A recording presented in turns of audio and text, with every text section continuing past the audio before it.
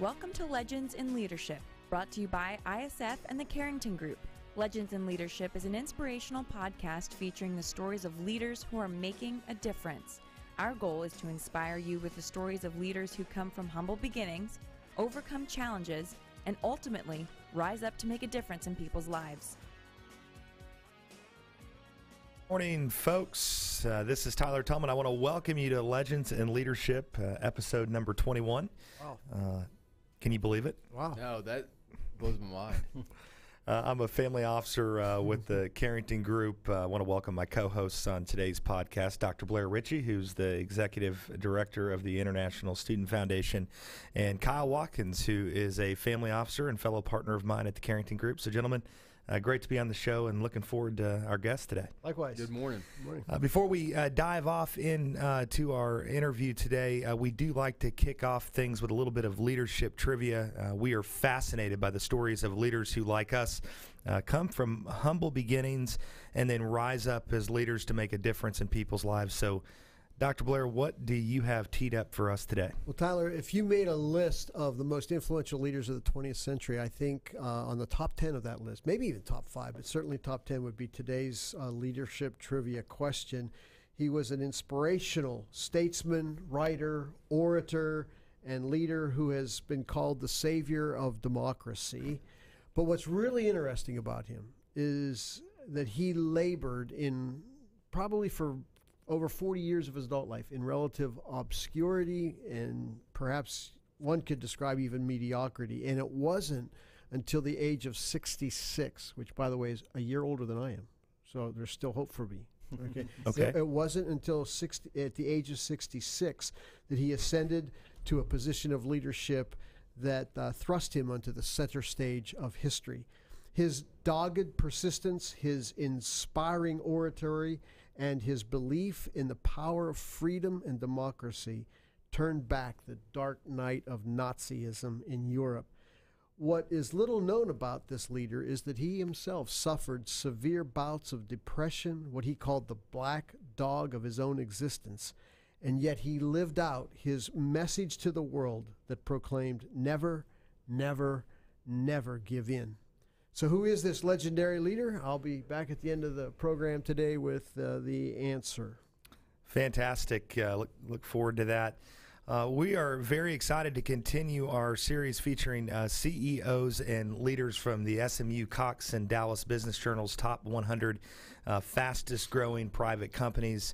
I'm excited about today's guest, Todd Dauphinais, founder and managing partner of Clavis Capital Partners, which is a unique and operationally oriented private capital firm based in Dallas that focuses exclusively on control investments in the lower and middle market manufacturing and industrial service sectors. Todd, with his over 20-year career, has completed 25 equity transactions that has represented in excess of $1 billion of capital deployed. He has also held senior operating and strategic roles in manufacturing and industrial companies throughout his career. Todd received a bachelor's degree in finance from Texas A&M University and then an MBA with honors from the University of Notre Dame. We want to talk about that. How did he go from College Station to Notre Dame, and we'll find out about that later in the show. He's the founder of the Independent Sponsors Organization of Dallas, an active member of the Young Presidents Organization, or YPO, the Association for Corporate Growth, and the National Association of Corporate Directors. Resides in Dallas with his wife and 2 kids, 2 boys. Found out pre-show, 8 and 11 years old. That's right. One is into chess, you say? Yep. So pretty neat. Todd, great to have you on the show. We're excited about sharing your story with our listeners today. Great. Thanks. Really happy to be here. Appreciate Awesome. What we like to do, Todd, is start out our show. We're a leadership show, so we like to rewind the tape a little bit, go back to your childhood, go back to your early days. Where'd you grow up, and what'd you learn growing up that has made a difference in your life? Yeah, well, I was born in Michigan, and in 7th grade, and I grew up actually a hockey player. And I remember when I was in 6th grade, my my dad got transferred to Texas, and at the time I didn't know anything about Texas. I thought that everybody Hockey Central, man. Exactly. And that was my only question. Do they play hockey down here? And at the time they had one ice rink. It was Prestonwood Mall. I don't know if you guys remember that. It was what a year was long this? time ago. This would have been 1980. Okay. Nice. And so they had one hockey team. So moved down here in 7th grade, and probably, in my opinion, that was a pivotal moment in my life. There is no better place to be, in my opinion, anywhere in the world than Texas, and specifically Dallas, Texas, right now. But grew up from that point on from Texas, and went to Texas A&M as you mentioned. But it was difficult, moving in 7th grade was tough, and coming into a new culture as a Yankee at that point, and having to go into a new junior high and learn, kind of work my way through that. So, and it's a bit of a theme throughout life, right? You have adversity in life, you fight through it, and you learn a lot from it, and so that was probably the first thing that I remember of having to go do that. And then went to Texas A&M, as you mentioned, College Station, which, as we were talking about before, is actually a lot more similar to Notre Dame than you would think. You weren't playing hockey there, were you? No, I was Okay. not. No, I gave that up. I actually quit a couple years ago. Just got to that age where it just didn't make any sense anymore. I still miss playing, but a little bit. I'm getting to that age where the puck hurts a little bit more than it used to. So. Absolutely. Yeah. So, and then spent most of my career here. As you mentioned, I'm married. I have 2 boys. We did leave Texas for 10 years. We lived in Chicago for 4 years, and then in Salt Lake City, Utah, for 6 years actually, and then moved back here about 5 years ago. And so, and as my wife says, we've been gone long enough. She's done her her journey, and now we are staying put in Texas. Permanent Texans. Yep. Yeah, I'm curious. You said this is the greatest place to live, and I happen to agree. So I think we're probably somewhat biased. But what makes Dallas-Fort Worth the greatest place to live, in your opinion? I think Texas in general just I thank my lucky stars that I live here. I think there's just something different about this state, the people in this state, and there's just an attitude that anything can happen here. This particular city, I think, is fantastic because the people are very friendly. It is a city where people are willing to meet, to connect, to help each other out. There's a long history of entrepreneurialism in this city, and wildcatters and risk takers and people that want to do big things and build big things, and that is Texas right there. And right now at this point in our history, the number of companies moving to Dallas-Fort Worth, the number of people moving into the city, it just is really it's a really exciting place to be. And I honestly, I think of all the places in the world, I think more stuff can happen here in the Metroplex with our, the central location in the United States, world-class airports, all of those kind of things. I think it just makes this a fantastic place to do business and to live. Man, it really is fascinating to watch this town transform, even in the last 5 to 10 years, into what it is. And you can eat anything you want, drink anything you want, and go into any type of entertainment in this city as well. Every sports team that you could ever imagine. So just a fantastic place. Prior to the show, we were talking a little bit with Todd. And Todd, you were talking a little bit about your journey and a struggle that you went through that you think was transformative and getting you to where you are today and the work that you're doing. So talk a little bit about that and what you learned from that experience. Yeah, we had a good conversation about that. So I started Clavis Capital Partners 5 years ago, and I really started that by accident. I didn't do that on purpose. It came out of My previous job, where I had a pretty significant disagreement with some of my partners, the company the company was based in Paris, and so I had 3 French partners, and we disagreed on a number of things. And as a result, we had kind of a bit of a bad breakup, and we had just moved back to Texas. And all of a sudden, as a 43-year-old with 2 kids at home, I'm out of a job. And that was a pretty traumatic thing to go through. It was a very anxious thing. And I was interviewing with a number of different private equity firms here in town, and realized that if I wanted to do what I had a vision to go do, I had to do that myself. And so I started Clavis Capital Partners almost because I needed the job, so I had to start one. If nobody else would hire me, I had to go make my own. That's right. And so did that with vision, and slowly but surely, what took a lot longer than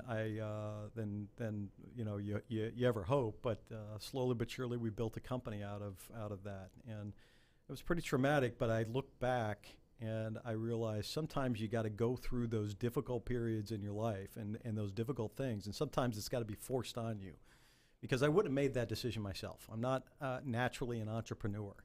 I know a lot of entrepreneurs that are naturally wired that way. I'm not. It was forced on me, and now I look back, and I'm really glad that it was. Mm-hmm. It didn't feel like it at the time, and but it does. Now that I look back, I grew a lot from it and was able to create something that has become my life's work, and I've, God willing, have the last job I'm ever going to have, because I really enjoy what I'm doing. That's an amazing life lesson, isn't it? I mean, at ISF, we work with kids that have stuff happen to them that they didn't ask for. This is not the kind of family they wanted to be born into, or the family system that's just disintegrating around them. And so much in life, stuff happens to us, and we didn't. And yet, out of that comes some opportunity to with the right attitude and the right hard work and all the things that you've had to do through that, open a door, and good things happen to that. So thanks for sharing that. That's yeah. We oftentimes listening to leaders in the show, we hear about risk and the risk that you have to take when you venture out to start your own business. Mm-hmm. But what's interesting about your story is you didn't necessarily choose this risk. You were forced out of your comfort zone. And so I'm curious, what were the things that were going through your mind in that darker period as you were, looking at what was in front of you in that opportunity? And how do you kind of divulge through or separate the negative from the positive and say, you know what, this is where I'm supposed to go. This is what's meant to be. Yeah, that's a great question, and a number of different answers. What was going through my mind was just pure anxiety. I mean, what goes through your mind in those kind of things is how you're going to put your kids through school, and how you're going to support your family, and all of those kind of things. And it really does. It creates a lot of fear, but it also creates a lot of drive in you to go do the right thing. I think the other thing, though, that I really learned out of that, and what was going through my mind is, I wanted to invest and bet on myself. I had confidence enough in myself to go know that somehow or another this was going to work out. And I'm sure you hear that from a lot of leaders on this show, that people, entrepreneurs in particular, are betting on themselves. They're betting on their ability or their will or their drive to get through and to be successful. And so that was there as well. And then there's a certain amount of spirituality that's involved in that, right? You just got to trust that that things happen, and that you've been given certain skills and things to work through those, and you got to believe that that's the case, and that certainly helps as well. So it's a combination of all those things. Plus, I had a very supportive spouse who, didn't throw me out of the house, and so. It was really a combination of all of those things. But believing in yourself and really betting on yourself is a key thing. If you're gonna take the risk, I'd rather take it on myself than somebody else. Absolutely. Everybody in their journey has folks that they look back and go, they were a difference maker for me. They were the influence in my life that I needed at that time. So talk about the top 2 or 3 people throughout your journey that have led you to where you are today that have really been a difference maker in your life. You know, that's tough because there have been a number of people, and I'm not somebody that kind of looks at, here are my mentors or heroes, but there were different people throughout my career that all had, for that particular period of my life, had some form of an influence. I remember I had when I got out of grad school, I went to work for Deloitte and did 7 years at Deloitte Consulting. And Deloitte is a great organization. It's a wonderful place to work. And I had a boss there, a gentleman by the name of Tom Flaherty, who's here locally in Dallas. And he was a real hard person to work for. He was a very demanding, exacting boss. But I learned so much from him. And again, going back to it was not easy to go through that. It was hard to work in that environment. But on the other side of it, you look back and you learn so much about working hard and doing things the right way and things like that. Anybody who has had a tough coach or something like that, I'm sure has a similar story. I had another boss in my career who was just really, really wonderful at the personal side of business. She was one of those who wrote notes to customers, to employees, to things like that. And it's a lost art now, but I learned from her the importance of that. So to this day, I have a stack of stationery, and I make my guys do the same thing at Clavis of write notes, because people don't do that. So different people like that throughout my career. I could probably list 10 or 15 people that had those kind of influences on me, but those are the two that immediately came to mind. The handwritten notes. It's interesting you bring that up. One of the things that I reflect on often is that kind of the grassroots networking, face-to-face, over lunch, with a handshake, a lot of that's getting lost. It's getting lost through technology. It's getting lost through the ease of communication through email. What's the importance and the difference in that handwritten note or that handshake that you give somebody, or looking them in the eyes when you're talking to them? What's the difference in that than kind of where we're headed with technology and the ease of communication? Yeah, this is something we think a lot about a lot, because we've got an 11-year-old and an 8-year-old at home, and they're growing up in an entirely different world than what we all grew up in, and that person-to-person communication is getting lost. I would say that the bright side of that is your ability to differentiate yourself by doing those kind of things is actually increased. I can't tell you how many people just react to the fact that I wrote out a handwritten note, and how differentiated that is. 25, 30, 40 years ago, that wasn't the case. Everybody did that. It wasn't all that special. And so I try and teach young people now today, do those kind of things. Don't email. Pick up the phone and call somebody. That differentiates you. And that is really, at the end of the day, whether it's business, personal relationships, whatever it is, they happen person to person. They don't happen computer to computer. And so much gets lost in the digital world that, it is a bit of a lost art. But the good news, and maybe people listening to this podcast, the good news is it's not that hard to stand out from the crowd anymore. You just got to do a couple things that your mom probably taught you to do, and do those well, and you'll look like a rock star. Absolutely, and oftentimes it's hard to do it because everybody's in a hurry, and it's just easier to type that quick email and hit the send button. It does. Great segue into culture. And one of the things I'm curious from your perspective is, as a leader today, looking at our culture, what is the greatest challenge that's facing business leaders and CEOs and entrepreneurs in this new cultural environment that we're in? Yeah, it's a great question, and it's become increasingly more difficult. So, 20 years ago, a person stayed at a company for an average of 7+ years. And, 30 years ago, that was probably twice that. Now, people change jobs rapidly, or are working multiple jobs. And it's really hard to build culture when you have such a transient workforce, because culture does not come from the top. A lot of people think that culture comes from the top, right? Culture, the message gets set at the top. The examples get pushed out from the top of an organization. But the reality is culture happens on the plant floor or on the, out in the field with the people who are actually there. And it's become harder and harder to go do that within an organization. You think about some of the great cultures that we all know about, that we heard about. Herb Kelleher just died here recently, and the culture that Southwest Airlines has, and still exists today. Herb Kelleher has been out of that chair for a long period of time. But that culture was built by a group of people, and it has continued to exist even today. That doesn't happen as much as it used to. That is now an anomaly versus the norm, and people are having a hard time describing what the culture of their organization is.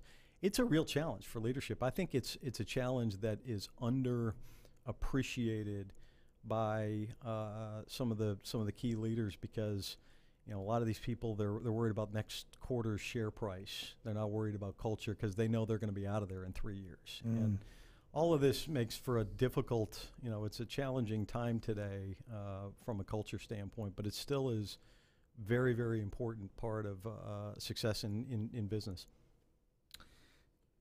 Well, you made the observation that you got the opportunity to start a company. So creating a culture when you start a company is what kind of company are we going to be, how are we going to do all that. And let's talk about Clavis. Let's talk about when you started that, what sets you apart, what makes you special in your field. Yeah, it's a great question. It's interesting because when I started Clavis, I started with one person, so the culture was pretty easy. I mean, it was just me.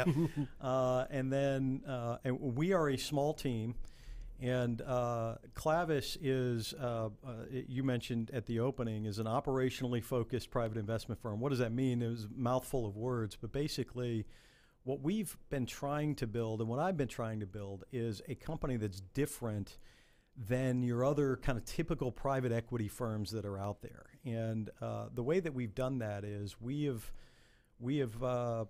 employed people who have operating backgrounds, not financial backgrounds necessarily. A lot of private equity firms come from the financial or investment banking backgrounds. We don't hire investment bankers. That's not our culture at all.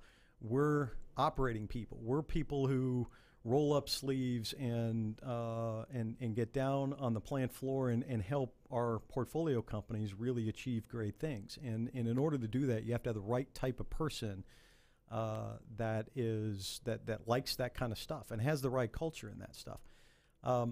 Our team is small; it's 5 people, so the culture piece is very much rooted in that operational kind of roll your sleeves up kind of mentality. But it is something that I give a lot of thought to because we are looking to get a lot bigger. And as we add more portfolio companies, each of which have their own individual cultures, trying to think about how do we scale this to, when we get bigger, how do we maintain that uniqueness? And it's something that I think quite a bit about. And it's relatively easy now because we're a small team. But when you get bigger, it becomes a lot harder. One of the things I read on your website is you say that people matter and culture matters. And so to shift gears just a little bit from your team, I'm curious how, when you guys are evaluating a company that you might acquire or might want to work with, of course, there's the financial component. I mean, it's got to make financial sense. But how do you look into and make decisions based on the culture of their leadership team and the culture of the way that organization works in your decision-making strategy to decide whether or not that firm is a good fit for you guys? Yeah, it's a great question. And we've had examples of both situations where we have done deals because of the culture or primarily because of the culture, and we have walked away from good opportunities because we didn't like the culture. And it's a hard thing to evaluate, but the way that we try and evaluate is we're extremely transparent and I tend to be a very transparent person, and our organization is very transparent on what we're trying to accomplish, what we're doing. We don't kind of hide behind things we try and communicate up front, and then we try and notice to see if the companies that we're looking at reciprocate that, if they act that same way, if if they tell us willingly when there's a problem, as opposed to letting us go find out, those kind of things. And there's no real playbook for it. You just kind of feel it, but you've got to be cognizant of, this is what we're trying to do. We're trying to understand, are these people who I trust and will trust in the future? And it's difficult because when you're in the context of a transaction, everybody's playing a role. But at the end of the day, what I try and do in any transaction is ultimately I'm trying to get to whoever the principal decision maker is. And ideally, if I can get to that person and nobody else, just him and I or her and I, with a drink in our hand and around, and just having a good conversation, you can a lot of times tell what is that person about. Is their guard up? Are they trying to play a game, or are they authentic? And authentic is something that we're looking for. We've had situations where I got to that point and the individual clearly was still playing that game, and we walked away from a very good opportunity, but I didn't trust the guy. And I can't do business with somebody willingly, with somebody who I just fundamentally don't trust.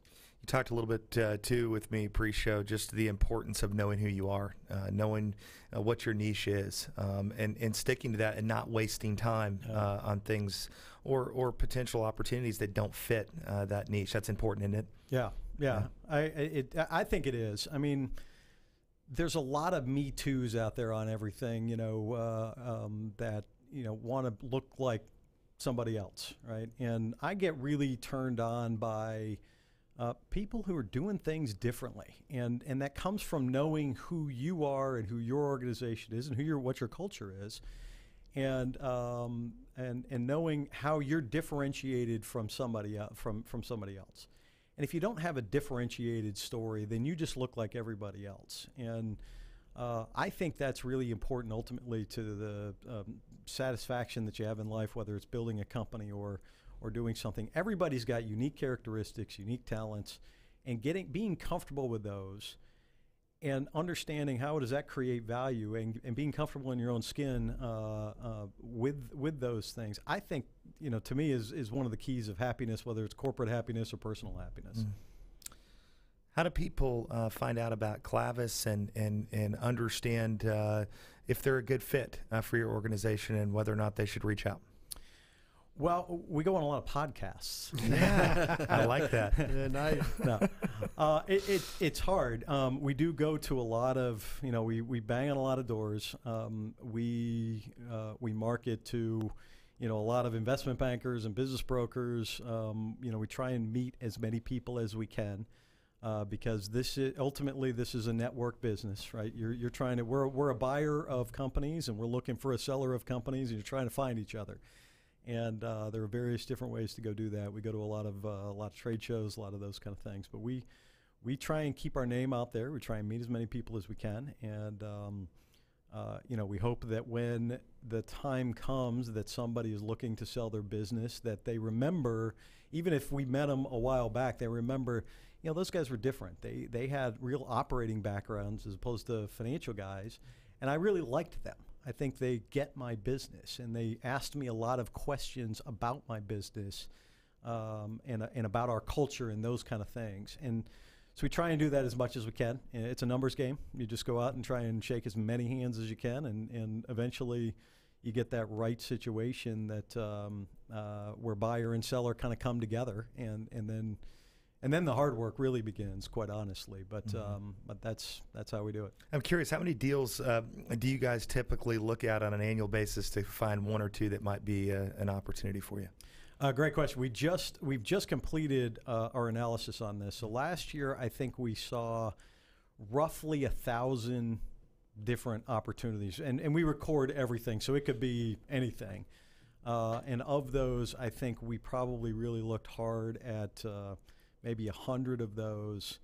We probably really looked very hard at, call it 12 of those, and we completed 3 deals last year. So of 1,000, And that was a particularly busy year for us. Usually we'll do 1 or 2 deals a year. We see 1,000, so 1 to 2% is what our hit rate is. Great stuff. Todd, as we wrap up the show today, first of all, this has been a lot of fun. I wish we had more time. I told you pre-show that 30 minutes goes fast. Yeah, it does. One of the things that we like to hear from leaders is what piece of literature or leadership book that you've read that's really been valuable to you in your journey. So there's a couple on the leadership side. You know, this book now is 20 years old, but Stephen Covey's 7 Habits of Highly Effective People. I still use that today. It's a classic.